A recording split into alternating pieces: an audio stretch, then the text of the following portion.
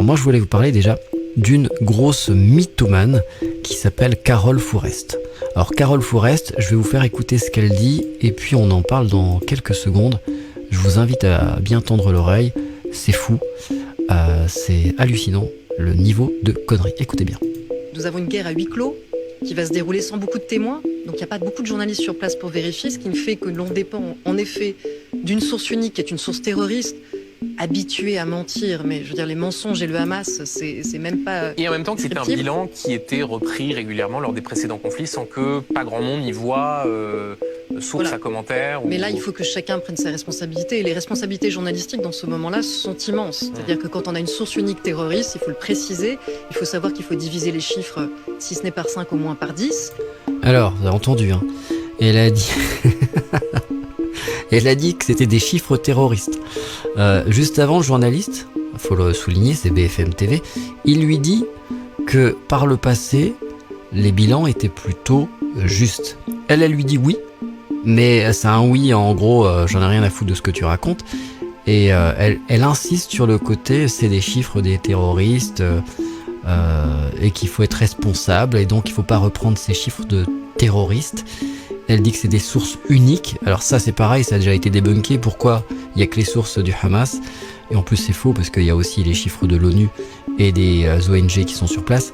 Les autres journalistes peuvent pas rentrer, Caroline Fourest, donc sois au moins cohérente. Si tu dis que les chiffres sont des chiffres terroristes parce que c'est les chiffres du Hamas et que le Hamas sont des terroristes, sois au moins courageuse en disant que Tsahal est une armée terroriste qui empêche les journalistes de faire leur travail. Parce que si les journalistes pouvaient rentrer, ils pourraient infirmer ou confirmer les chiffres du Hamas. D'ailleurs, on va tout de suite dire que je suis d'accord avec toi. Les chiffres du Hamas sont faux.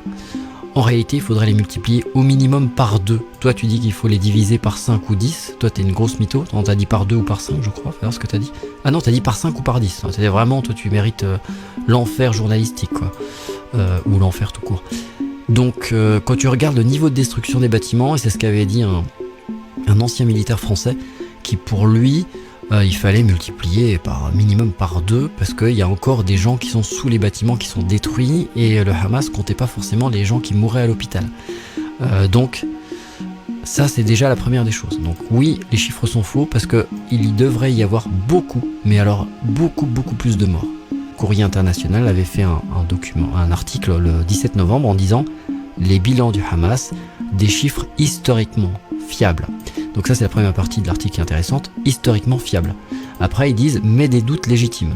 Et quand on lit l'article, ils expliquent que le Washington Post avait vérifié avec une infographie, avec différentes périodes de conflits, avec l'intifada, etc.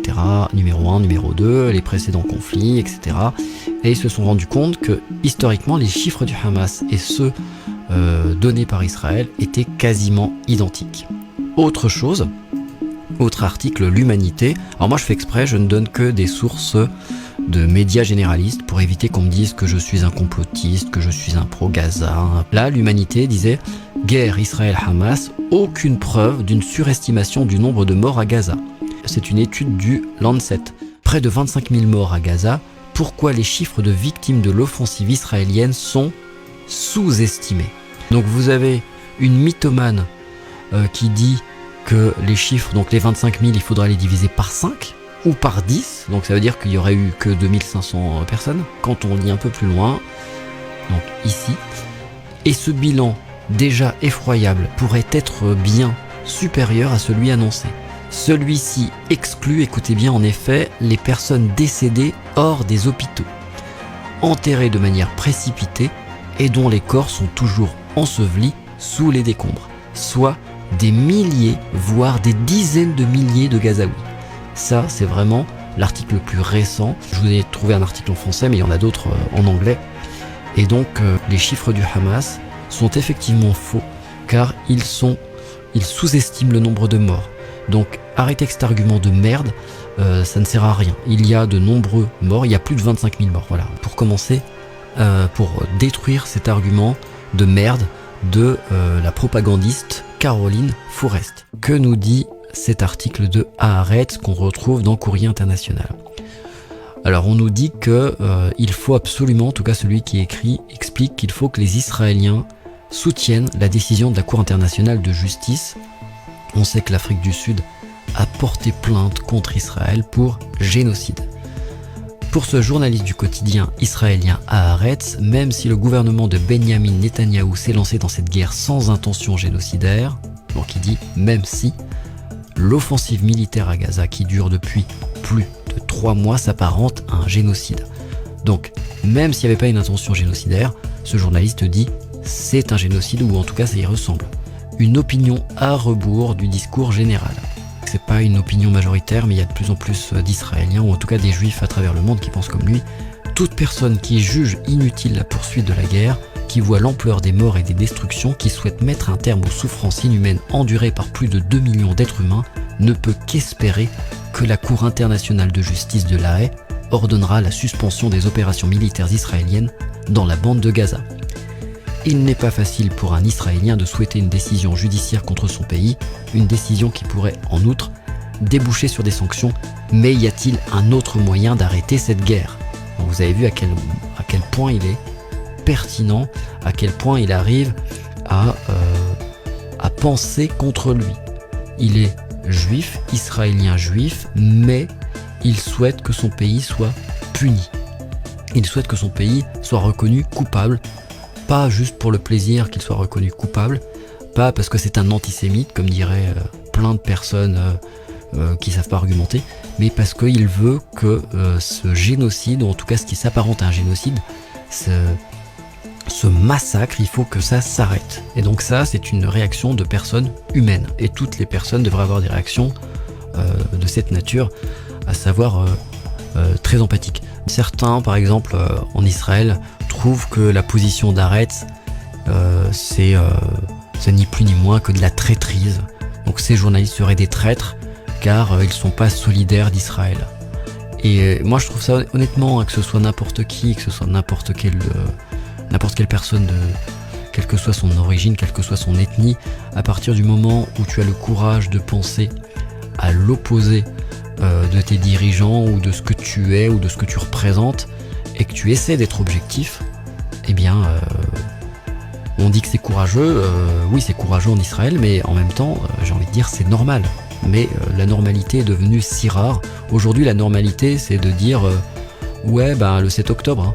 Donc comme il y a eu le 7 octobre on peut tout faire. Alors, c'est pas grave de tuer au moins 25 000 Gazaouis, dont majoritairement des femmes et des enfants, hein. Plus de 70% de personnes mortes à Gaza sont soit des femmes, soit des enfants.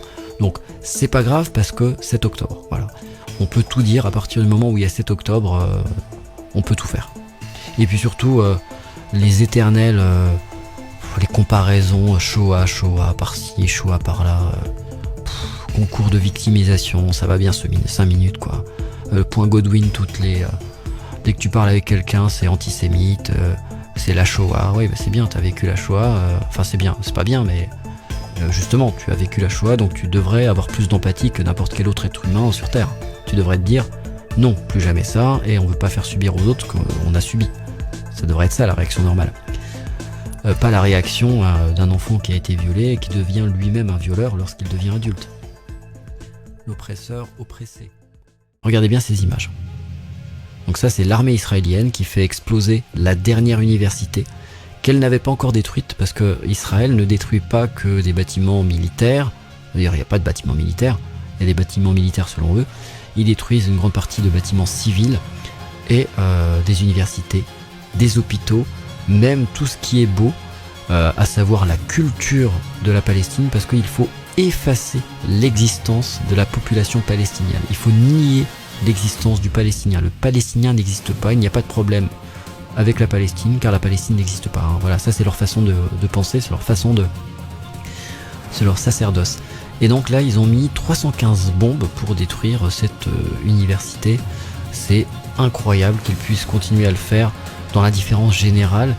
Et puis, quand on voit, moi je fais toujours cette comparaison avec les sanctions contre la Russie. La Russie, elle était à peine arrivée en Ukraine, qui avait déjà eu tout un paquet de sanctions. Ensuite, je sais plus combien on a eu, un deuxième paquet, troisième paquet, quatrième paquet de sanctions. On a demandé aux entreprises françaises de partir de Russie. Il y a même des carrefours qui vont en Cisjordanie, tranquillement. Et puis il y a des entreprises françaises qui donnent de l'argent à Tsahal ou au gouvernement israélien ou à des associations israéliennes. Et il y a même pire, il y a nos impôts qui sont utilisés pour les donner à Israël. Notamment, c'est ce qu'a fait la région Île-de-France. Yeux bandés, humiliation, l'ONU dénonce les conditions horribles de Palestiniens arrêtés par l'armée israélienne. Ça, c'est BFM TV, c'est ça qui est marrant, je vous le dis. BFM TV, c'est Patrick Drahi, c'est un pro-israélien, c'est un franco-israélien qui habituellement... BFM TV, c'est aussi... c'est le même patron qu'I24, donc qui est très orienté, très pro-israélien. Et là, on a un article qui est pas pro-palestinien, mais qui critique Israël. Qui critique gentiment, qui rapporte juste une info, parce que c'est vrai qu'au bout d'un moment, ça va se voir. S'il y a que des articles pro-israéliens, il faut que de temps en temps, faire croire qu'on est objectif. Ouais, alors ça, il y a quelqu'un qui m'en a parlé il y a pas longtemps, qui m'a dit est-ce que tu aurais des chiffres concernant les morts parmi l'armée israélienne? Alors il n'y a rien d'officiel pour le coup. C'est compliqué, j'avoue que j'ai pas encore beaucoup regardé, mais c'est vrai qu'il y a plein de chiffres différents et en tout cas ce qui est sûr, c'est que il y aurait plus de morts que ce qu'ils auraient imaginé. Donc des morts, des blessés, ils s'attendaient pas à une telle résistance, ils s'attendaient pas à avoir de tant de dégâts. Donc ça c'est factuel. En tout cas, si on n'a pas les chiffres qui sont factuels, on a au moins le fait que ils pensaient avec leur armée suréquipée pouvoir se débarrasser du Hamas en 2 secondes. Sauf qu'ils ont oublié de se rappeler de l'histoire, qu'ils n'ont jamais réussi à se débarrasser du Hamas et qu'ils n'allaient pas réussir à s'en débarrasser comme par magie parce qu'ils avaient décidé. Notre ami Josep Borrell, vous ne le connaissez peut-être pas. Alors qu'est-ce qu'il a dit ? Le Hamas a été financé par le gouvernement d'Israël pour essayer d'affaiblir l'autorité palestinienne du Fatah.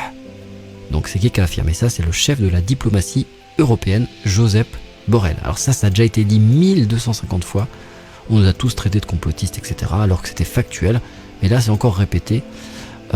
Et c'est confirmé en réalité. Tout le monde le sait. Tous les gens qui sont informés, qui prennent un minimum de temps pour aller sur un moteur de recherche internet, pour aller sur n'importe quelle presse généraliste, c'est une information qui existe. Et même, il y a même des interventions du Premier ministre israélien qui vont dans ce sens et qui est très explicite. Allez, on écoute.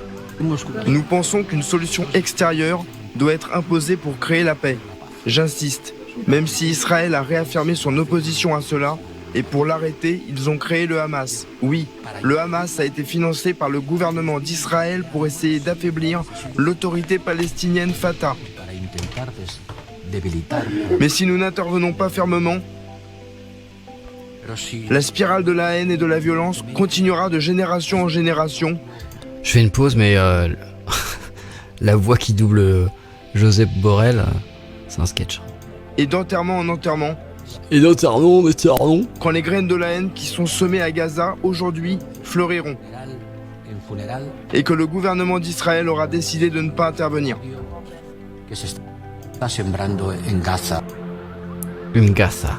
Gaza, Gassama.